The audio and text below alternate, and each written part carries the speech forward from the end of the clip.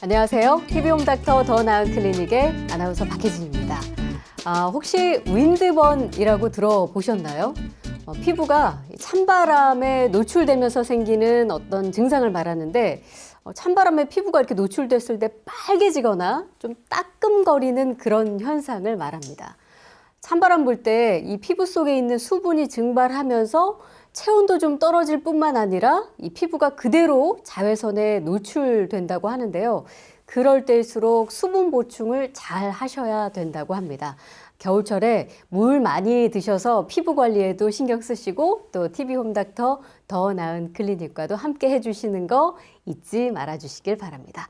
자, 오늘도 시작해 보겠습니다. 함께 해주실 분들 소개해 드릴게요. 먼저 서효원 아나운서. 네, 안녕하세요. 정말 세상에서 최고는 바로 건강이라고 생각하는 아나운서 서효원입니다. 자, 그리고 오늘도 알찬 건강 정보 전해주실 선생님 소개해 드리겠습니다. 김현철 치과 전문의 모셨습니다. 안녕하세요. 김현철입니다. 오늘도 치과에 대해서 많은 궁금증 해소해 드릴 수 있도록 노력하겠습니다. 네. 자, 저희가 이제 오프닝에 피부 얘기를 좀 잠깐 해드렸는데 네. 우리 서효원 아나운서는 겨울철에 특히 건조해지잖아요. 네. 피부 관리법 있으세요? 저는 보습에 좀 신경을 쓰는 편이라서 이 기초 화장을 할 때 스킨을 여러 개 바르거든요. 그렇군요. 근데 혜진 선배님께서도 꿀피부를 자랑하시잖아요. 아, 꿀피부인가요? 혹시 꿀피부인가요? 관리법이 있을까요? 저도 비법은 따로 없지만 확실히 겨울철은 건조해지기가 쉽기 때문에 물을 좀 더 자주 마셔야겠다라고 다짐을 합니다. 실천은 반밖에 못하고 있지만 혹시 우리 선생님도 피부 좋으신데요? 네, 감사합니다. 관리를 특별히 하시나요? 저는 관리를 항상 안 하고 있다가 예. 이제 건조한 날씨가 돼가지고 이제 좀 땡기거나 그런 현상이 나타나면 그제서야 이제는 좀 관리를 해야겠다라고 생각을 주로 합니다. 뭐 팩도 하고 그러시나요? 아니요, 그냥 스킨과 로션만 열심히 바르고 있습니다. 기초 화장품으로. 예. 자, 이번 시간도 지난 시간에 이어서 이 치과 총정리 2탄을 준비한 건데요. 오늘 어떤 이야기를 나눌지 화면으로 만나보겠습니다.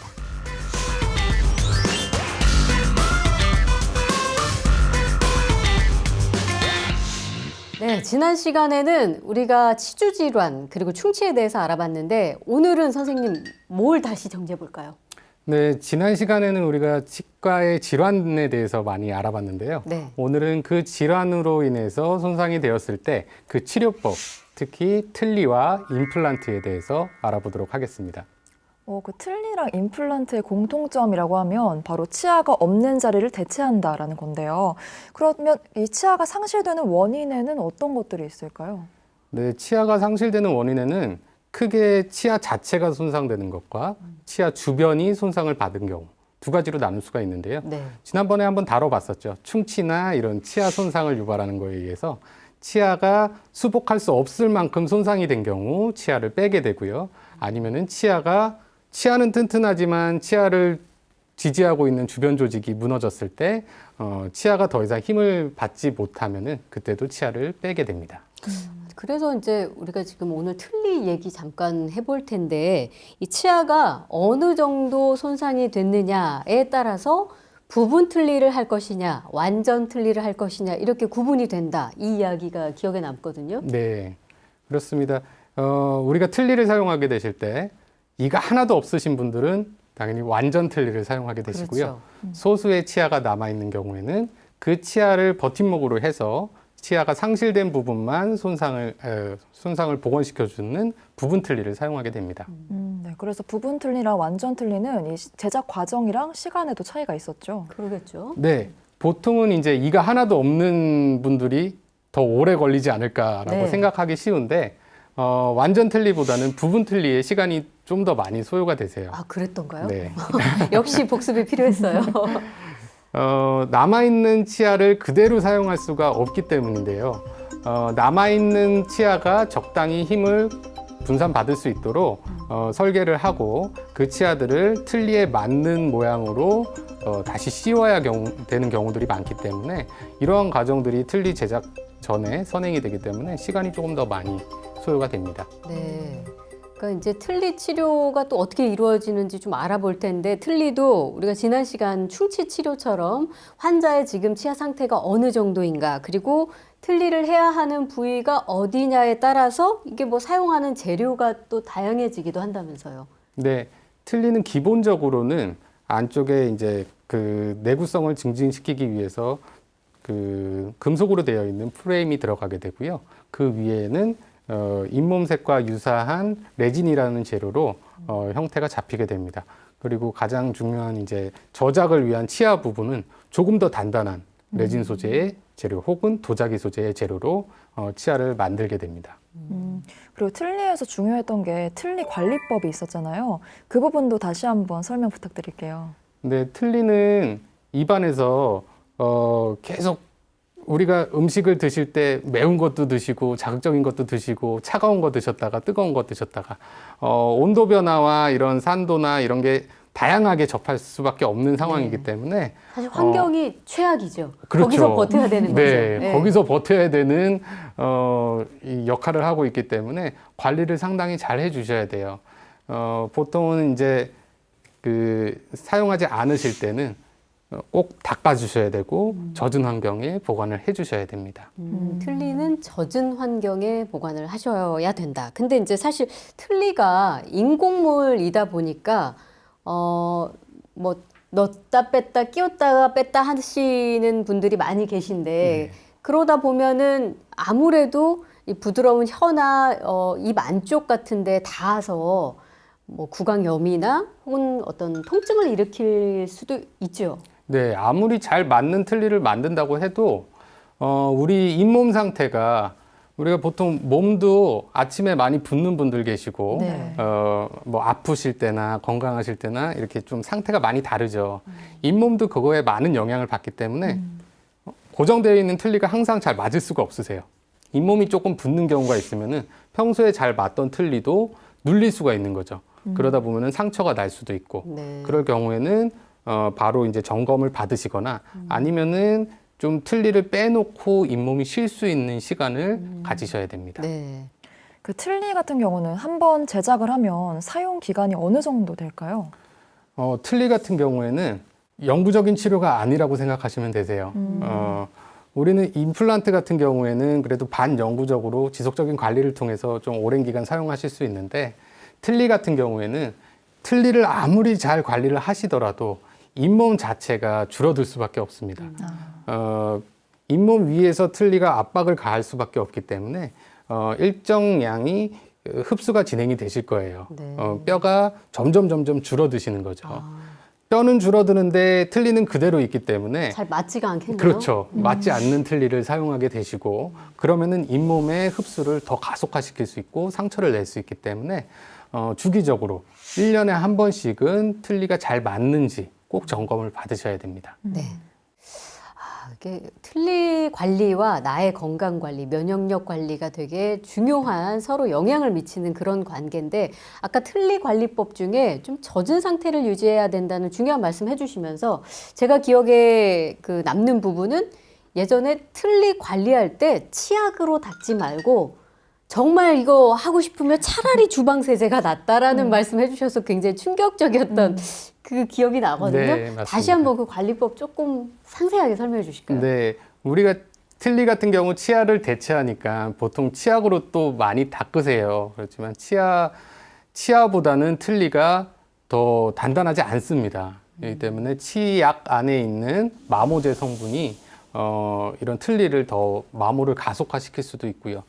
또 너무 센 칫솔을 가지고 박박 닦으셔도 미세한 틈들이 생겨서 세균이 번식하기 쉽습니다.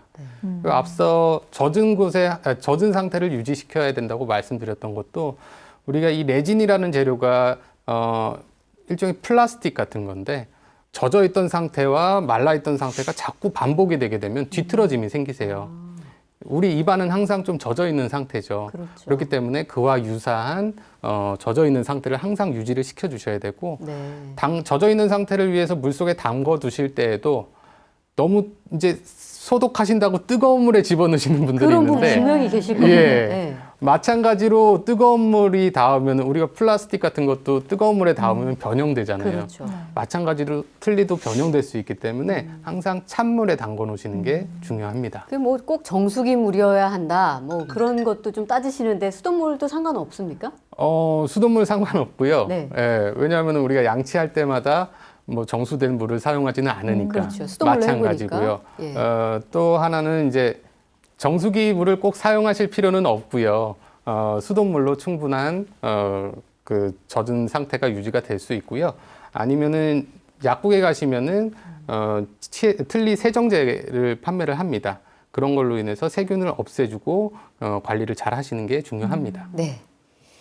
자, 이렇게 틀니에 대해서 다시 한번 좀 정리를 해봤고요. 자, 이어서 우리 임플란트에 대해서 좀 정리를 해볼까 합니다, 선생님. 임플란트, 틀니와의 가장 큰 차이점이라고 하면은 틀니는 잇몸 위에서 잇몸을 압박하면서 잇몸에 지지대면서 힘을 내는 거고요. 임플란트는 뼈 속에 임플란트를 식립해서 뼈에서 힘을 낼 수 있도록 튼튼히 복원을 해주는 겁니다. 그럼 아까 얘기했던 틀니랑 비교했을 때 임플란트의 가장 큰 장점은 뭘까요? 우선 틀니하고 비교를 하자면은 틀니는 뺐다 꼈다 해야 되는 불편감이 좀 있으실 수 있고요. 네. 잇몸을 압박하기 때문에 앞서 말씀드린 대로 통증이 좀 유발이 될 수 있고 또 씹는 힘에 있어서 임플란트하고 좀 차이는 많이 있습니다. 강한 저장력을 발휘하기는 힘들고 임플란트는 자연치와 유사한 저작 강도를 낼 수 있다는 게 가장 큰 차이라고 할 수 있습니다. 네. 그러니까 틀니하고 비교했을 때는 임플란트의 장점이 분명히 있어 보이는데 또 임플란트도 뭐 단점이랄까요? 그런 게 있겠죠? 네, 가장 큰 단점이라고 하면 가격을 우선 가격이 들 수 예, 있겠고요. 비싸요. 아무래도 틀니보다는 임플란트 치료 비용이 조금 더 많이 들 수 있겠고요. 또 임플란트 같은 경우는 단점이라기보다도 하고 싶어도 할 수가 없는 경우들이 있으세요. 네. 틀니는 잇몸이 주저앉았다 그러면 불편은 하시겠지만 그 잇몸만큼 틀니로 보강을 하면 되는데 임플란트는 뼈가 어느 정도 확보된 상태여야 임플란트를 안에 심을 수 있기 때문에 뼈 상태가 좀 영향을 많이 줍니다. 네. 그때 좀 새로워진 기술이랄까요? 설명해 주신 것 중에 임플란트 시술할 때 요즘에는 좀 AI 기술이 활용이 된다. 이 부분이 기억에 남는 것 같아요. 근데 뭐 못 보신 분들도 계실 수 있으니까 다시 한번 좀 설명을 해 주실까요? 네, 임플란트를 식립을 하는 과정뿐만 아니라 임플란트를 식립하고 임플란트의 상부 머리 부분을 만드는 과정까지 우리가 예전에는 이제 본을 떠서 그냥 이를 제작을 했다면 요즘에는 그 상황을 컴퓨터 3D로 재구성해서 앞으로 받을 저장력이나 아니면 이 입안에서의 그 심미적인 상태 이런 거를 고려해서 치아 모양 자체를 디자인하게 됩니다. 그러니까 미리 한번 시뮬레이션을 해보는 거네요. 그렇죠. 그 저번 시간에 충치랑 치주 질환 다룰 때 이 당뇨와의 연관성에 대해서도 얘기를 했었거든요. 혹시 이번 틀니랑 임플란트도 연관이 있을까요? 그렇습니다. 당뇨가 치주 질환을 더 가속화시키고 치주 질환이 또 당뇨를 유발한다고 말씀을 드렸었는데 치아를 뽑게 되는 많은 분들이 치주 질환으로 인해서 치아를 발치하게 되세요. 그렇기 때문에 치주 질환에 영향을 많이 받을 수밖에 없고요. 뼈가 재생성되는 과정에 있어서 당뇨 환자분들 같은 경우에는 이러한 치유력이 좀 떨어져 있는 분들이 많으세요. 네. 또 임플란트가 뼈와 융합되는 과정에서 우리 몸이 이것을 새로운 것으로 받아들였을 때 친화적인 그 융합으로 이루어져야 되는데 네. 면역력이 떨어져 있을 경우에는 이 치유가 잘 일어나지 않는 경우가 있습니다. 그래서 임플란트 시술 기간이 굉장히 오래 걸리는 어르신들도 꽤 많더라고요. 그렇습니다. 그런 이유겠네요. 네, 집안을 만들기 위해서 그리고 또 치유를 이끌어내기 위해서 시간이 좀 많이 걸릴 수 있습니다. 자, 그러면 임플란트 시술 이후에도 어쨌든 이렇게 힘겹게 시술을 했기 때문에 그 이후에 주의사항 같은 게 있을 것 같거든요. 네, 임플란트를 심었을 때 처음 심은 날이 가장 중요하세요. 네, 그래요. 특히나 흡연하시는 분들, 그리고 또 당이 높으신 분들. 당 높으신 분들 항상 수술 받으러 오셨을 때 그런 말씀 하세요. 평소에는 잘 조절됩니다. 오늘만 높게 나온 거예요. 근데 그 오늘이 가장 중요합니다. 네. 우리 몸에 있어서 치유가 일어날 때 수술한 당일날 가장 혈액 순환도 잘 돼야 되고 그 피의 성분이나 아니면 면역력도 받쳐줘야 되기 때문에 수술 당일까지 그리고 수술한 이후에도 좀 당 같은 경우는 잘 유지를 시켜주셔야 되고요. 흡연 역시 좀 직접적인 영향을 줄 수 있어요. 우리가 몸의 다른 부분에 상처가 났을 때에는 그래도 흡연을 하지 말라고 설명을 들으세요. 수술하고 담배 피라는 의사들은 없겠죠. 네. 우리 몸의 혈액 성분이나 아니면 몸의 면역력에 많은 영향을 주기 때문인데요. 임플란트 같은 경우에는 직접적으로도 영향을 줍니다. 어떻게요? 창상 부분에 흡연을 하시게 되면은 직접적으로 안 좋은 진이 들어가게 되겠죠. 그렇기 때문에 치유를 많이 방해할 수 있기 때문에 네. 절대 금연하셔야 되고요. 커피 같은 건 어때요? 커피요? 예. 커피 자체는 괜찮으실 수 있어요. 이 치아 주변을 단단하게 이렇게 잇몸으로 그래도 봉합을 해놓으니까. 그렇지만 너무 뜨겁거나 그런 자극적인 음식물은 창상에 좋지 않기 때문에 피하시는 게 좋습니다. 네. 저희가 지금 임플란트에 대해서 이야기를 나누고 있는데 지금 사실 틀니, 임플란트 두 가지 알아보면서 어떤 뭐 장단점도 지금 살펴보고 있습니다. 그런데 이 두 가지를 합친 임플란트 틀니에 대해서도 그때 설명을 해주셨거든요. 이거는 뭘까요? 임플란트 틀니 같은 경우는 임플란트를 하나도 심지 않고 제작하는 거고요. 네. 임플란트는 임플란트만으로 저작을 할 수 있도록 임플란트의 상부 머리 부분을 재건을 해주는 거고요. 임플란트 틀니 같은 경우에는 소수의 임플란트를 심어서 이 틀니가 지지할 수 있는 역할을 해주는 겁니다. 예를 들어서 아래쪽에 우리가 전체 치아를 복원하기 위해서 임플란트의 개수가 6개에서 7개가 필요하다면은 한 3개에서 4개 정도 임플란트를 심고 그 임플란트를 지대로 해서 틀니를 사용할 수 있게 제작을 하는 거죠. 네. 임플란트 틀니는 이 상태가 많이 안 좋으신 분들이 하게 되는 경우랄까요? 그러면? 그렇죠. 사실은 완전히 임플란트로 했을 때보다 힘이 더 많이 나올 수는 없기 때문에 임플란트가 더 편하실 수는 있지만 앞서 말씀드렸듯이 뼈의 상태가 중요합니다. 네. 아래 어금니 부위 같은 경우에는 중요한 신경관도 지나가고 있기 때문에 뼈가 부족해서 임플란트를 못 심으시는 분들이 있으세요. 그런 분들은 개수대로 다 심지는 못하더라도 소수의 임플란트를 심어서 틀니 사용을 조금 더 편하게 해준다고 생각하시면 됩니다. 그러면 얼핏 듣기에는 이제 임플란트와 틀니의 장점들을 모은 게 임플란트 틀니이기 때문에 사실 많은 분들이 조금 더 선호할 것 같다는 생각이 들거든요. 근데 그만큼 이게 관리도 2배로 좀 더 신경을 써야 된다. 또 그렇게도 이야기가 될 수 있겠네요. 네, 관리에 신경을 써야 되는 부분들이 분명히 있습니다. 예. 예. 어느 정도 장점들을 갖고는 있지만 그만큼 임플란트에서 관리해야 되는 부분도 관리를 하셔야 되고 틀니에서 관리가 필요한 부분도 관리를 받으셔야 돼요. 네.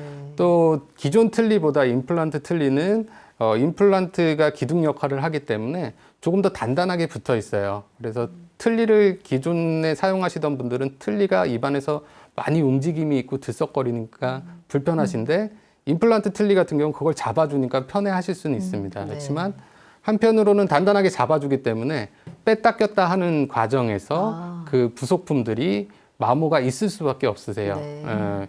그 부속품은 소모품이라고 생각을 하시고 주기적인 관리와 교체가 필요하십니다. 네. 만약에 잘 맞지 않는 상태로 계속 사용을 하시게 되면은 틀니 자체에도 영향을 받게 되고 임플란트에도 안 좋은 영향을 미치게 되니까 꼭 주기적인 관리가 필요하십니다. 네.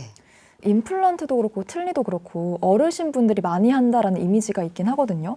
혹시 젊은 분들도 하실까요? 그렇죠. 요즘에는 젊은 분들도 이제 이가 상실됐을 때 예전에는 이제 임플란트가 많이 보급화되기 전에는 꼭 틀니가 아니더라도 양쪽 옆에 있는 치아들을 깎아서 연결해서 사용하는 브릿지라는 치료 방법이 많이 사용이 됐어요. 네.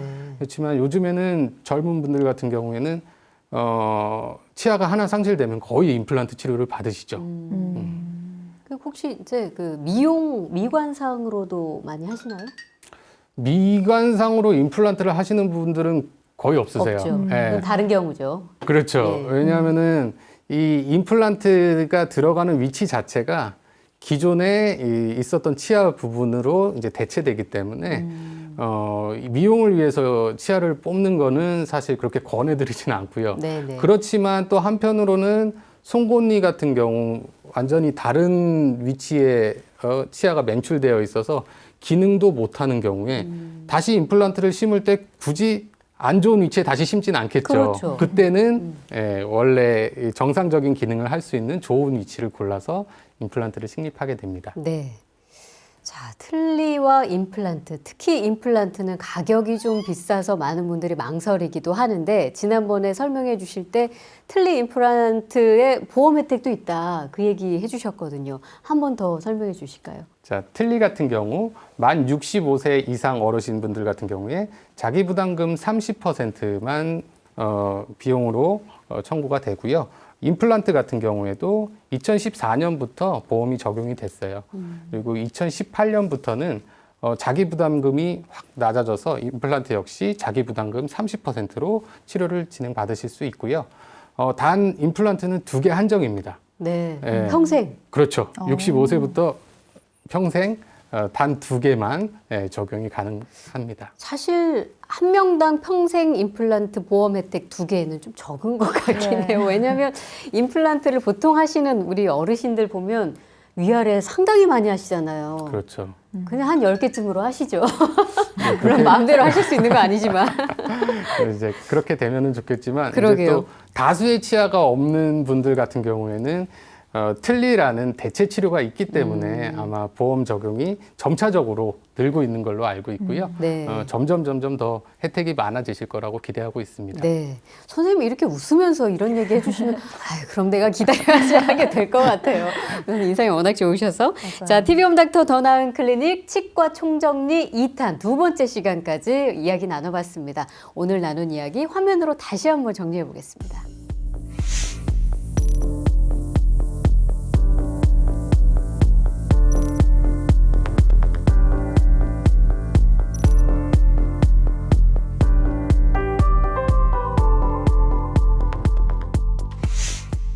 우리 서연 아나운서는 뭐 틀니 혹은 임플란트와는 아직 거리가 먼 그런 나이이기 때문에 잘 와닿지는 않았을 것 같은데 다시 복습해 보시니까 어떠셨어요?